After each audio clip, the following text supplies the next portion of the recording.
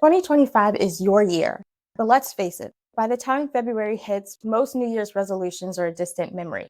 And that includes your budget. Budget burnout happens when you set high financial goals only to feel overwhelmed and give up before you even hit your stride. But it doesn't have to be this way. In this video, I'm going to share 4 simple, actionable money habits that will keep you motivated, on track, and focused on your financial goals for the entire year, not just January. There's a real challenge that many couples face at the beginning of the year: budgeting burnout. We all set ambitious New Year's resolutions: save more, get out of debt, build wealth. But often by the end of January, that excitement fades and we feel overwhelmed. We start losing track and the stress builds up. But here's the truth: budgeting burnout doesn't have to be a part of your plan. I'm going to show you how to approach your finances in 2025 to help you stay on track without feeling drained or defeated. And trust me, it starts with one simple idea: start with the end goal in mind. Every year, we all get excited for a fresh start, new goals, and new financial aspirations. But we tend to dive right into the process of budgeting without knowing exactly where we want to end up. This often leads to stress,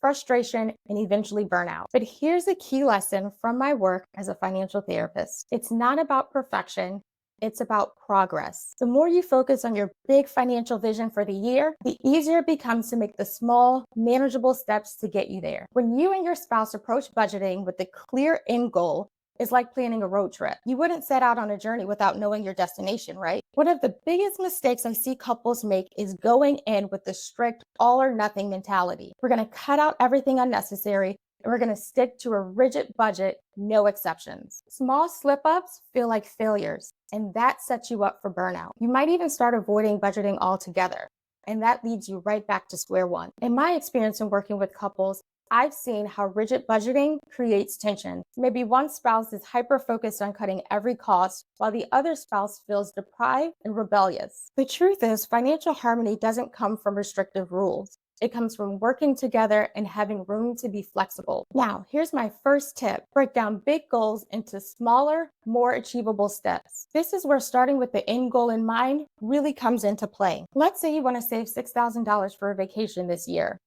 Know exactly where you want to go, what the dates are, where you're staying, and all the activities that you want on that trip. Instead of feeling overwhelmed by the entire amount, break it down into manageable pieces like $500 a month. You can even divide responsibilities based on your strengths. One person tracks expenses, the other person looks for ways to save or find extra income. By breaking it down, you can achieve that big goal without getting buried under the weight of it. I worked with a couple once who had an ambitious goal to pay off $15,000 of credit card debt. At first, they felt really excited, but as the months passed, the stress of cutting every expense left them frustrated and drained. After working together, we broke down the goal into monthly chunks, built in rewards for milestones, and incorporated flexible spending. By the end of the year, they paid off 85% of their debt, felt empowered and motivated to keep going. So tip number 2: build in rewards for staying on track. When you hit those smaller monthly goals, celebrate together. Maybe it's a special dinner out, or a movie night at home,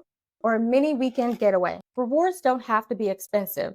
They just need to be meaningful. These small celebrations keep you both motivated and remind you that budgeting isn't about deprivation. It's about making intentional choices that support your future together. I've seen couples who use this strategy become more engaged and aligned on their goals. Instead of feeling burdened, budgeting becomes a tool that's both practical and enjoyable. Next, we need to talk about flexibility. Tip 3: create a budget that has flexibility built in so it doesn't feel like a prison sentence. Life is unpredictable. Unexpected expenses pop up, opportunities might arise, or a surprise gift or family event could change the plan. By including categories like fun money or discretionary spending, you allow yourself the room to enjoy life without guilt. But it's also important to review your budget regularly. Sit down together, whether it's weekly, monthly, quarterly.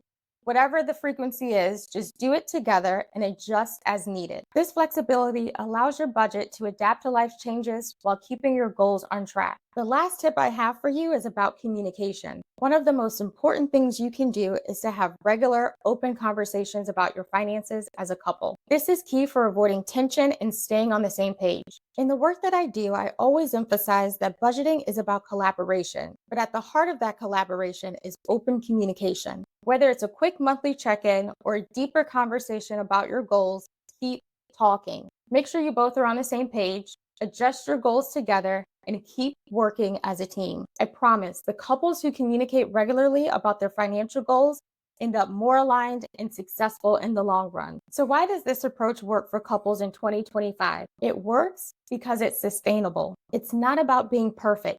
It's about being consistent and flexible. By breaking down big goals into smaller steps, rewarding progress, allowing room for flexibility, and keeping communication open, you're setting up a system that works for both of you. This way, burnout becomes a thing of the past. The key here is to approach budgeting as a joint effort. It's something that brings you closer together and helps you build a shared vision for your future. To wrap it up, remember this: budgeting doesn't have to be stressful. In fact, with the right mindset and a few simple strategies, it can be a beautiful process to help you build long-term financial health. So break down your goals, reward progress, build in flexibility, and communicate openly with your spouse. If you're ready to build financial harmony together and avoid the typical burnout that comes with New Year's resolutions, I'd love to help you get started. My approach to financial therapy for couples focuses on building sustainable, flexible habits that brings the two of you closer together and sets you up for long-term success. I created a free money conversation starter kit. It's a simple, fun guide that gets you and your spouse talking about money in a way that builds understanding and strengthens your financial relationship. It's in the description box, and it's perfect for couples who want to start the year on the same page. If you found this video helpful, check out my other videos on budgeting and aligning your financial goals as a couple.